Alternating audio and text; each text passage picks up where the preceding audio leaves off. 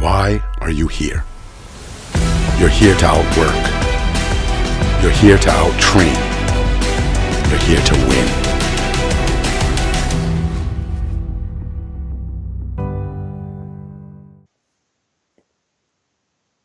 Here we are with Alec Pantaleo, Michigan wrestler. Thanks for taking the time to weigh in with me today, Alec. Yeah, thanks for having me, man. It's an honor. Hey, so wanted to talk to you a little bit. We've never talked before, and get a little background on you. But starting with the most recent season, what are your thoughts on the last season, having probably healed up and had some time to reflect after Nationals? Yeah. Well, honestly, this is the first season I can actually go through it, and I wasn't really injured, so there wasn't much to heal up from. I went right into freestyle like the same week I got done with folk style. But looking back on the season, for the most part, it went as I expected. Other than, like my first match back, I lost, and I wasn't planning on losing. Yeah. And then NCAAs didn't go as I had planned. But everything else, you gotta realize with the Big Ten wrestling, it's such a grind, and the season's so darn long that you can't, unless you're like, I don't know, like Thomas Gilman or one of these Iowa guys who are just, you gotta be able to know when to be up, when to be down. And the way I look at it is I lost a few matches here and there, got caught, but at the same time I won every match I needed to for seeding wise, because going into Big Tens and NCAAs, I was right where I needed to be. So, but season wise in general, it went as I expected until NCAAs. That obviously I was not planning on losing the semis. Yeah. And I was a hair away from making the national finals, really, if you think about it. So. Now, do you replay any matches over in your head? Yeah, it's funny. I go over that toss at Hidley. Hidley? Yeah. Well, especially because I was winning. I was the one who scored first in the match. I was the aggressor, and then he just kind of got the leverage on me. But, I knew, I watched him wrestle, I knew he was good on underhooks and everything, and just that second period, I forgot about it, and I relaxed just for a second, and he capsized on it, which, hats off to him. He hit his move on me, so, you can't, he's a good wrestler, it's just, looking back, honestly, the second time he wrestled in Freestyle Nationals 2 weeks later, yeah, he was not getting any underhooks on me, and I was winning the whole match again, until he got me on a 4-point off the match, off the mat. Off the mat, yeah. So, I'm excited to wrestle those guys again, but as far as season-wise, there's nothing I can go back and change. I don't think like that. There's a few things that maybe would have done differently, but, all right. So I want to dive in a little bit because we've never talked, and I like to get to know people that I like watching.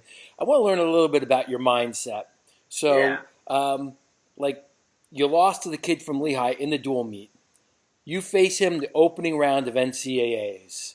Mm-hmm. Now, how do you approach NCAAs in general? You've had the grind of the Big Ten season and the championships, but are you looking ahead at your brackets? Are you thinking this guy beat me, or you're thinking there's no way this guy should have beat me? Like, what's your mental state going into the national tournament? Nationals, this year especially, I was the most stoked going into nationals than I've ever been. The other 2 times I've been, just because I look at my bracket. And if you look, it's not an easy draw by any means. The guys in front of me I lost to. Right. The feet on my side. But I'm looking, I'm like, it doesn't matter what side I'm on. There's no one here I can't beat. I was a hair away from taking out Jason off. I really thought I was going to beat Hidley. I've beat Michael Jordan numerous times now, then it's just like, you can't think about what the other guys are. You just got to realize that your ability. And I think that's one thing that really carries me through any kind of thing in life is that I can do whatever it is that I need to put my mind to. Whether it's getting a good grade in class, whether it's waking up on time, whether it's getting enough sleep, whether it's winning a wrestling match, putting in the work. It's just a mindset saying that there's nothing that's going to get in the way of what you need to do. So that's my mindset as far as going in.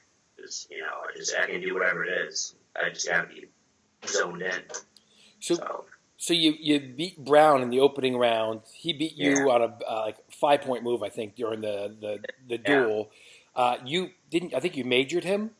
Yeah, I majored him. Now, does that change anything with your confidence level? Does it move around? How do you you feel like you can beat everybody, but sometimes it doesn't happen. So I'm just trying to find out what makes you Mm-hmm. perform at your very best? Is it? I mean, is it part of it? I mean, you've been banged up in the past too, so Yeah, that's hard to say. As far as I was wrestling a lot differently at the end of the season than I was in the beginning. yep.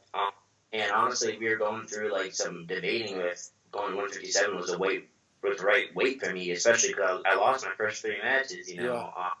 And I'm wondering if I was too light or what. But it came down to I wasn't moving like I usually do. I was a little too worried, a little too stressed out. Like wrestling Brown, I watched Brown wrestle a little bit before. I know he's good at throwing. He's good at that kind of stuff. Yep. And I fell right into it. So it's just I was so worried about what he was going to do that I wasn't scoring my own points. And sure, when you worry about that kind of stuff, you let your like brain get in the way and your mind. You don't compete like you should. So, at NCAAs, man, I was just relaxed. I was loose, good to go. I wasn't cutting any weight. I was just going out there and having fun and wrestling. So Okay. You go on a good run to the Hidley match. We talked a little bit about that. And then is it Kimmerer that you meet in the Conti semifinals? yeah. So actually, you asked me about there's a few things that kind of haunt me from last season. That was another thing. Hidley, after I lost to Hidley, can you still see me?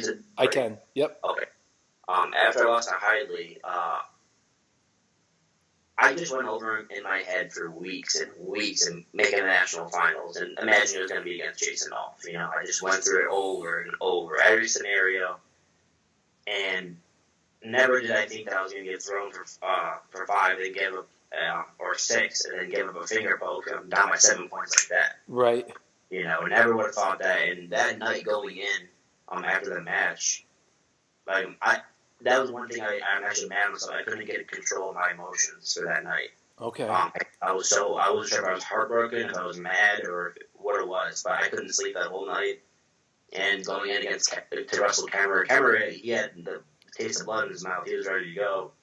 I'm on the other hand, I barely even warmed up going into that match just because I just couldn't get control of myself. Yeah. And I got my butt kicked. He beat me pretty good. I had 6 points, I want to say. It was just a stupid thing. I was trying to gator roll him out of nowhere. I don't know what I was doing. But then after that, I'm like, what, I'm not finishing in 6th place again, and I wrestled Jordan. I'm like, I already beat the guy numerous times. There's no way I'm losing this guy. And I was wired back in, and I wrestled well that match. So what was the process to recover, to get back under control? I mean, was it just a matter of calming down? Was it? McFarland actually pulled me aside, and he goes, Alec, the number one thing that I might regret in his wrestling career was finishing second was twice, or not being a runner-up twice. It was his freshman year, I don't believe he placed. That's because after he lost, he kind of fell apart, and he didn't place. Yeah. He knew he was the top 3 best guy in that weight. That's my number one regret in wrestling. He pulled me aside and said that to me. And I kind of realized that, I'm like, you know what? He's all right. I only have 1 more year for this. It's like, I'm not going to get to my goal of being a national champ this year, but I can't fall too far behind, So, and I'm not going to lose a person I've beat numerous times now. So it was like, all right. But it was a haunting. That was a long night for me, Yeah.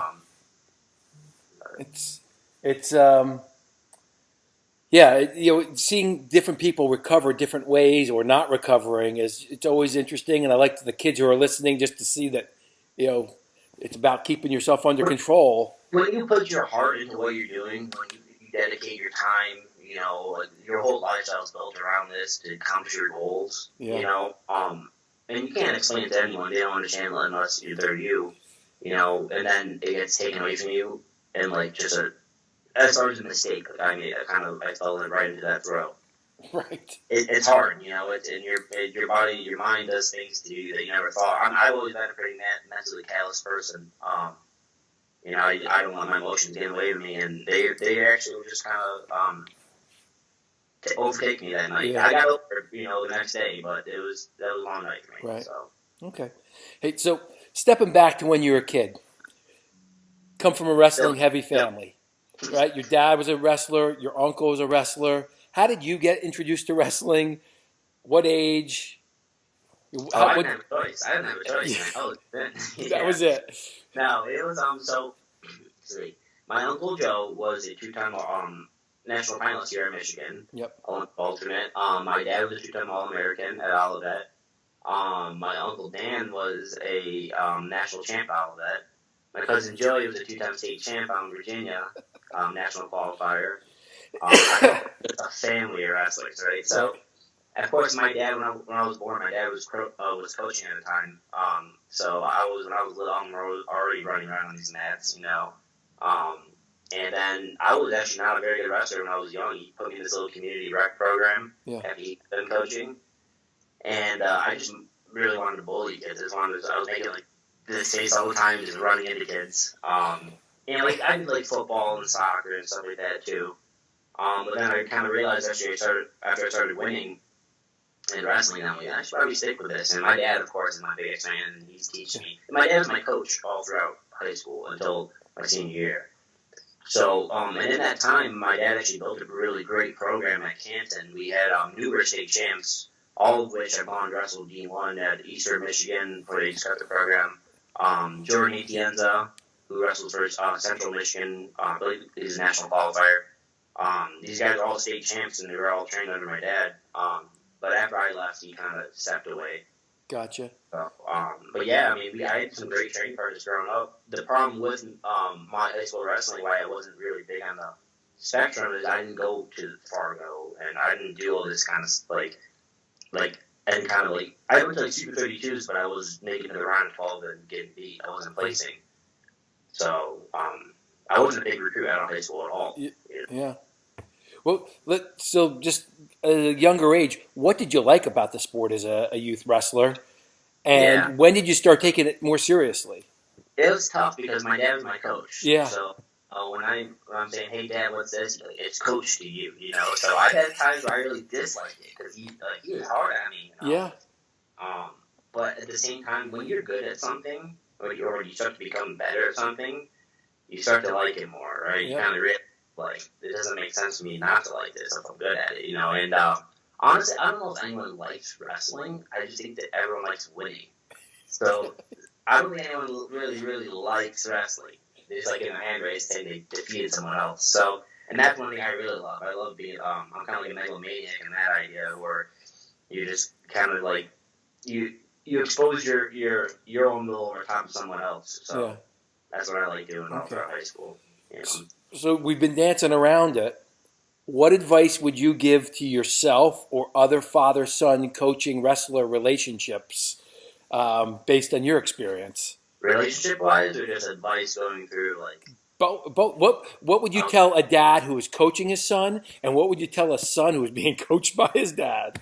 Yeah. So that's tough. As far as advice I give dads, I'd say make sure they're having fun. Yeah. Because especially at like young ages, when you're going through like hormonal changes and just so much other stuff, you know, going into high school is a big deal at that time. You know, you got to make sure you're having fun and you're not stressed out about it, because then it seems like a job instead of a passion you're pursuing. You know, so that's a big. I know a lot of dads around here too. I run practices around here, and these dads are just in their little kids' faces yelling and like, you know, and I'm like, I don't know about. I mean, I haven't had that kind of relationship with my dad, but I don't know if that's going to carry well into later years. I don't know. I can't. Yeah. I'm sure it's worked for some, but as far as like your advice or kids coming up through wrestling, you don't really know much about it. A big thing I think that separated me from other people just at the lower back in high school, and even now would just be athletic ability. And this is one thing that you know, Andy Rogat and Jake Herbert really preach is, if you can train your kid to control his body and know how to like move correctly, then it doesn't matter what sport they're going to do, they're going to be good at it. Yep. You know, so as far as calisthenics, backflips, handsprings, you know, like walking on your hands, you know, doing like box jumps, stuff like that. That's all kind of like functional movements that like a lot of these kids in high school, like they don't really have the muscle and power behind them just yet. They haven't hit that point in their development. Yeah. And it'll separate them from the rest of the pack, you know. Right. So that's one thing I'd say. Put a kid in gymnastics. It's a great idea. Yeah. You know. Okay. Good stuff. Then the other thing you were alluding to is that you weren't a super high recruit, right? Yeah. and all of a sudden you're smack dab in the Big Ten on a top team or building to a top team, wrestling a tremendous schedule. Tell me a little bit about that transition. Yeah, so my senior year of high school, my first time I ever did freestyle too. And actually, the Virginia Beach duels really started to break through. I went undefeated there, but I beat a kid at the time. His name was Pat Dugan. He was like ranked top 3 in my weight. I beat him twice that tournament, and it wasn't close. I mean, I beat him good. And I remember Flow Wrestling actually, and I'm like, I hate anyone. They remember saying, "Yeah, we don't know who this Pantaleo guy is. We just kind of care who loses to him." And I'm over here going, "What do you mean I'm beating these guys?" You know. Either way, and then I went on that, they can't even pronounce your name correctly over there. But yeah, there's too many guys working right there, you know. I'm sorry, go ahead. And they do great things for the sport. Yeah. But anyways, then I go and beat the next couple weeks later, like guys like Mason Manville at the time were like the top-notch dudes, you know, and that's when I started getting a little bit more attention. But then, you know, other coaches who Uncle Joe's reaching out, guys like Tom Ryan, kind of like, you don't have a spot for him. Like, we have Jordans, we have these guys. Like, sorry, he's good. But then that's where it came into, like, I can't thank my coaches enough at Michigan because Coach Torella, you know, Josh especially is my dude. But McFarland, all those guys, man, they really, like, they looked at me and they're like, all right, this kid, he's kind of athletic. He can actually beat these good guys. Yeah. He's not very good at technique, and he goes way too fast and everything, but I think we can fix that, you know.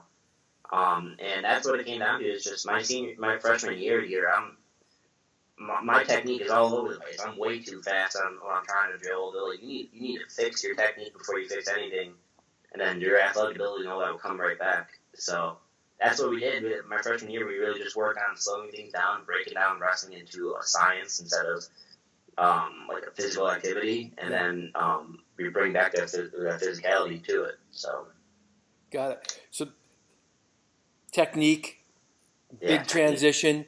Tell me a little bit about the mental jump from high school to D1 college stud stuff. You know, I didn't notice one as much as I thought I would. It's just because I think I spent a solid couple months training at Michigan before I actually competed. You know, my first tournament was at MSU Open, and my Uncle Joe was saying, you should wrestle in the Open, not the freshman sophomore division. Yep. Coach was like, no, he's going freshman sophomore. Not good enough. And is that Chirella or McFarland? My dad says to me, he goes, Alec, just do your best. You know, it doesn't matter if you win or lose. And I'm over here like, what does that mean? You know, I ended up winning the tournament. I win the freshman sophomore tournament. You know, and then the next match they put me in the duels, and I wrestled a kid at the time, Taiwan Claxton, I believe his name was. He was good. He was top 10 in the nation. Yeah. And I was beating the whole match until he didn't by a point in the end. You know, and that's when coach just kind of decided that maybe I shouldn't redshirt. I should start as a true freshman. But actually, when I was 22, I wrestled Dave Habit that same tournament. Okay. And now with Dave and I are best buds, we train together. You know, right. But I shot in on him and got knocked out unconscious, and he pinned me. Oh, no kidding. So that was my first actually true open experience. Yeah. But at the same time, I never felt like out of my league with those guys, just because I was right there with them. You know. Other than Dave, he kind of knocked me out. But, hey, you know. Things happen. Yeah. So the mental transition, you didn't feel like it was that challenging? It was mostly just improving the technique? I think the mental transition comes down to the coaching staff and the people that you're around leading up to that. Because it wasn't big for me just because I was around high-level wrestlers and high-level people those months preluding it, you know. Yeah. So I was right there already. Had I just been thrown right into MSU Open out of high school, that might have been a little bit different. Yeah. But, you know, it's okay. I felt great, and I was happy, excited to compete this, you know. So. Gotcha. I know you're a couple years away from removed from the recruiting process, but I always like to ask people what the process was like for them. We talked a little bit about your uncle reaching out or your dad, but and if you have any advice for kids who will be going through it in the next year or two. So yeah, like I said, I was not a big recruit coming out of high school at all. I actually think about it, I was only a one-time state placer, you know, a two-time state qualifier, one-time champ. And but anyway, so I wasn't big at coming out of high school at all. And I actually wasn't even recruited to Michigan at the time. They had a kid named Ben Whitford, who was good back then. Yeah. But made some bad decisions academically and he couldn't get in, and I was kind of the next in line. So I got a good chance. I got lucky kind of to get in. Right. But that's all it takes. All it takes is to get your foot in the door. Once you're in, what you do with your career after that is up to you. How good you want to be at the sport.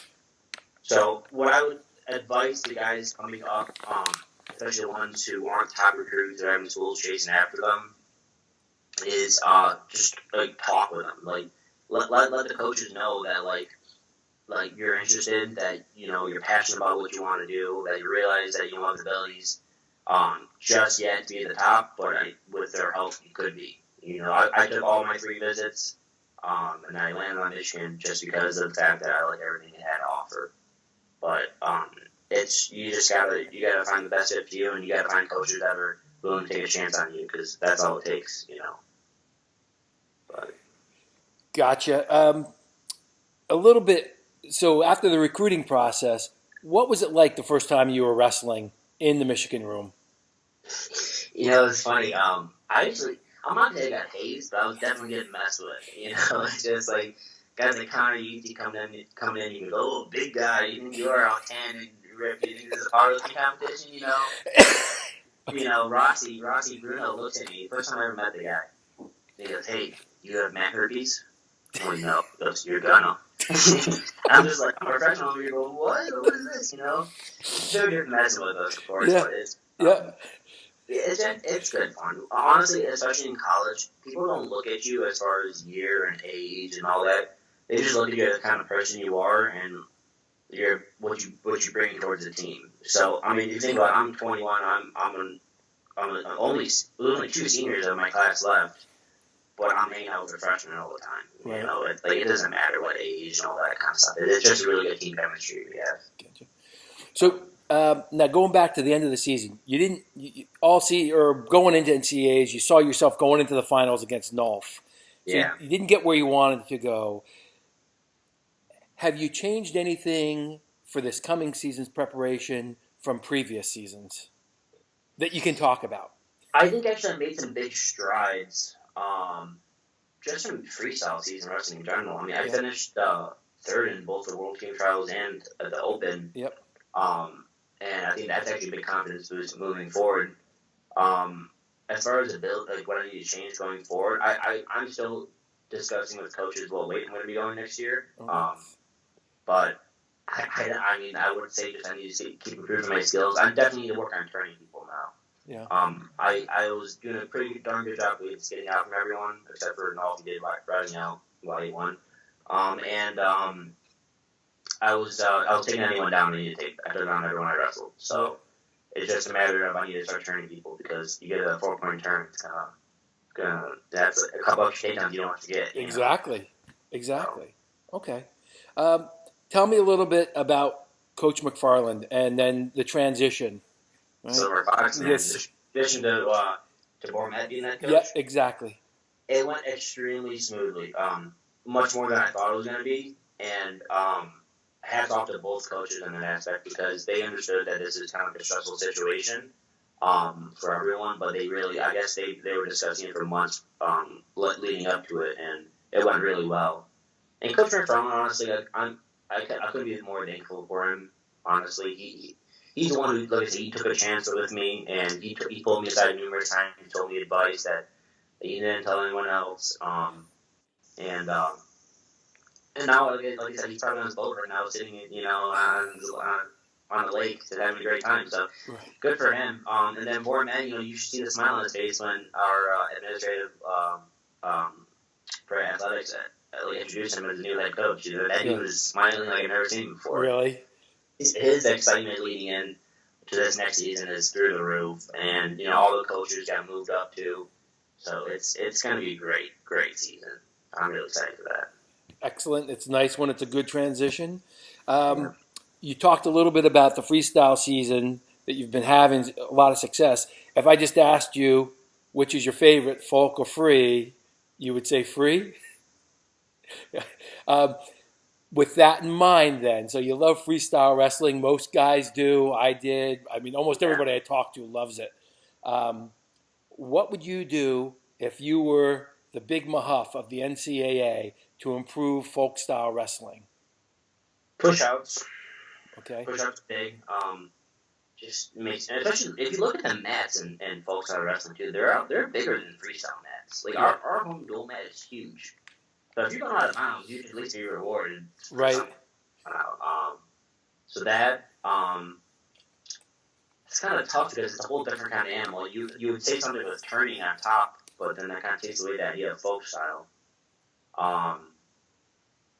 Yeah, I don't know. I'd have to really think about that. Push-outs, definitely, for sure. And I think maybe they should do something about people dropping down to knees. I know in freestyle you can't be wrestling on your knees. Yeah. And my second match or third match at NCAAs, I wrestled a kid from Duke. And he's really long, fast kid. He's actually really good at fine silver. But he was on his knees basically the whole match, and I can't take a guy down if I can't get to his legs. Right. It's a lot more difficult. Yeah. And in freestyle, you got to go back up to your feet. You're going to get called. You know? Okay. That's something to look into too. It just makes it more fun, you know. Okay. What's been your biggest challenge with wrestling? It changes from year to year. It does. Biggest challenge overall? Yeah, overall or most recent, whatever you want. Well, I mean, in the past, it's been weight. You know, before that, it's been taking care of my body. I think recently, the most recent I can think of would be being able to control my mind after a loss like that. Yeah. That's something that I think I've already started to work on, and I think actually I did bounce back from it. It was a little later than I wanted to, but I did bounce back from it. So it all depends, because I mean, right now, if you look at all my challenges in the past, my weight's completely under control right now. I'm healthy as a horse. I feel like I'm pretty mentally calloused, you know. So it's just, we'll see what's next. I mean, I've had only one season-ending injury, and that was years ago back in high school. So let me just explore the weight. Can you tell me about your relationship with weight cutting, and where you think you're going to be next year if you were going to bet on it? It's tough to say because I'm lighter than I've ever been, but I'm stronger than I've ever been right now. Okay. Now, did you cut a lot in high school? In high school, I didn't. No, okay. That's actually my senior year where I dropped down a weight class. I was light. I'm like, it doesn't make sense when you're wrestling up. Yeah. And that's actually one thing I want to actually reach out to Kyle Dake and get his opinion on moving up 4 weight classes. Okay. I want to get his mindset on this. I'm all messaging him, but yeah, right now, I mean, put it this way, right now I'm on weight for 157, but I'm moving more weight and I'm more strong and powerful and faster than I've ever been. So that's actually nice. At NCAAs, I didn't cut weight once, you know, this year. I wrestled. So does that mean you're thinking about coming down? I don't know. It comes down to numerous things because you got to look at the lineup. Sure. Look at, and then it's Big Ten wrestling. It's long, man. Making that weight and wrestling an hour later is a little bit different than making the weight one time, you know. Yep.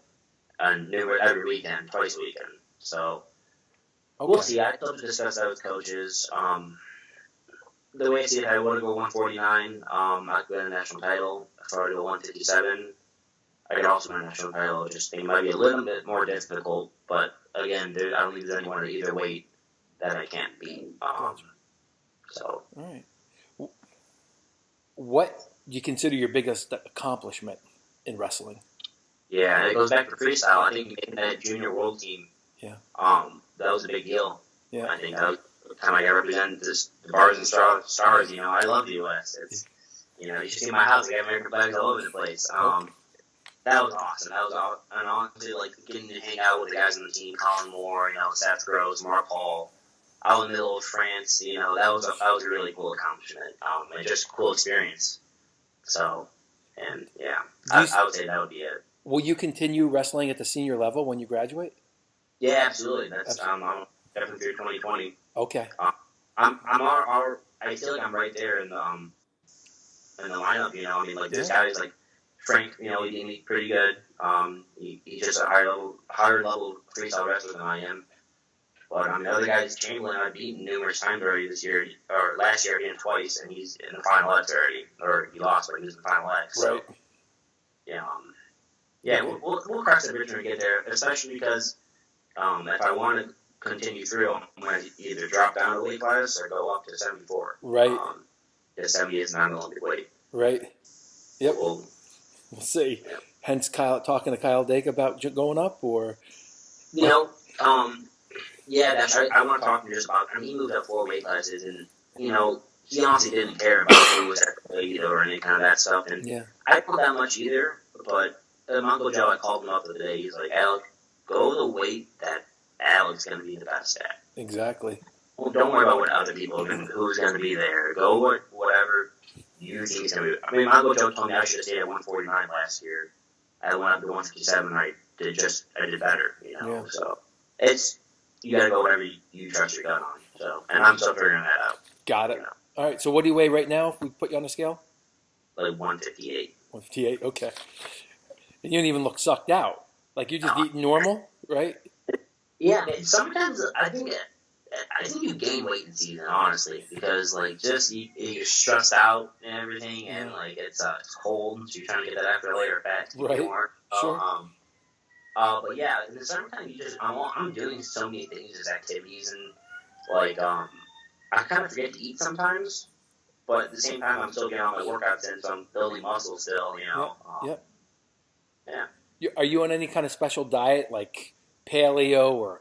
No, man, that takes away the fun from everything. I look at food as like your fuel, right? You got to think of your body like a race car. You're not gonna put crap in your race car's gas tank, right? Yeah. So I look at my food like I eat a lot of eggs. Yeah. Like low calories, but they have high protein count. Like complex carbohydrates. I get my greens and a veggie shake every morning. I just look at I have a very clean diet. It's not really strict. I'll eat some cake if you give me some cake, but I'm not gonna only eat cake. Okay, got it.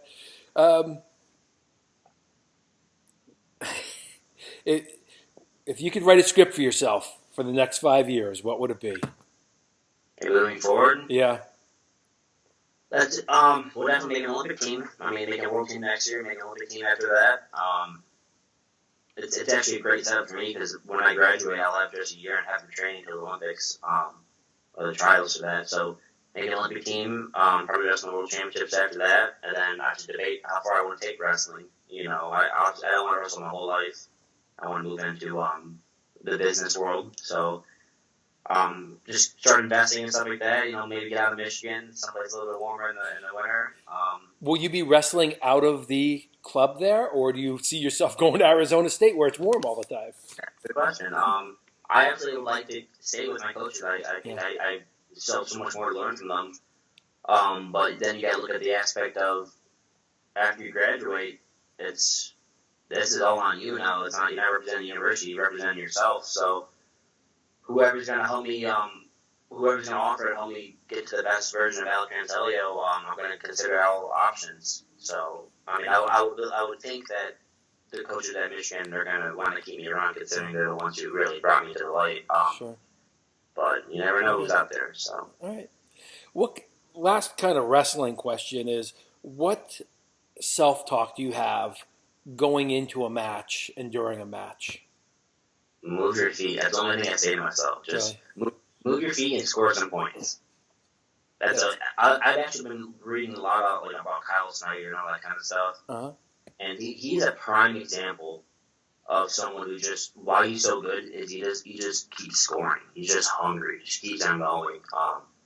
And that's a big thing, I think, in wrestling. You just got to, the minute you start shutting down is when things start happening, You can't win a match in the end. You maybe could sneak a win away in the end of the match, but win it going away. You give up 2 points, giving up takedown, trying to score, so be it, Right.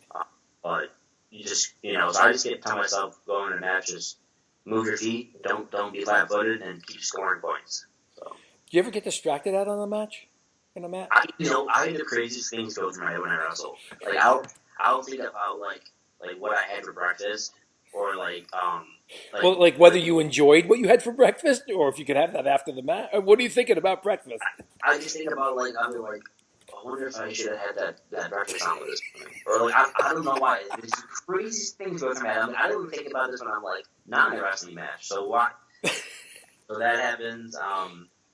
there's times I remember I was bleeding and I had like blood dripping and I was on my hand.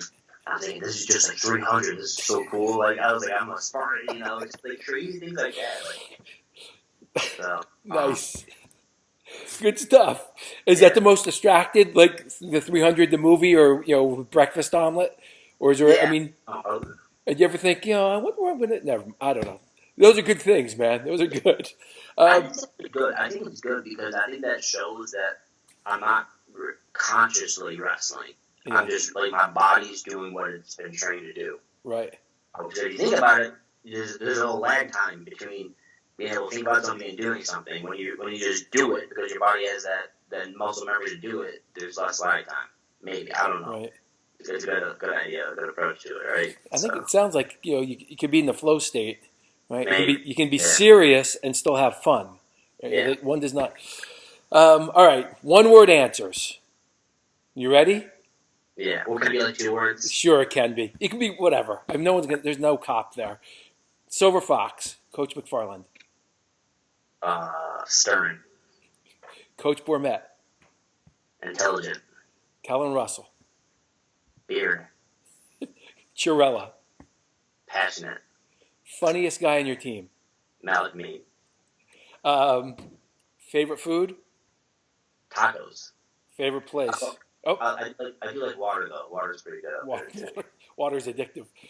Favorite place, Bed. sleeping. I like to sleep. I get my sleep. Sleep's important. Gotcha. Get you out of here on this one. Any advice for high school wrestlers? We talked a little bit about recruiting, but any other advice? I have so much advice. I think the big thing that, it's different from person to person. Improve your athletic ability is really big. Even if you're not athletic, you can be better at what you do. So that's one thing you work on. I think another thing would be find fun in what you're doing. Don't look at it as a job. Look at it as something you want to learn from. Are these supposed to be one word, by the way? No, these are just... Okay. I'm going way off then. And then I think it would be dabble into freestyle. Because freestyle, even if you don't know a thing about it, it goes back to the fun idea where you start to realize, like, there's so much more to wrestling than you think, and you can have fun with it. I mean, my first freestyle tournament, the junior duels, my coach at the time was Andy Simmons, who I'm training with now. They're Alec, just take people down and don't get taken down. And like I said, I beat some good guys at that tournament, so it's fun. It's wrestling, and try some freestyle. I think people really like it. They do. So. Hey, I really appreciate you taking the time. Yeah.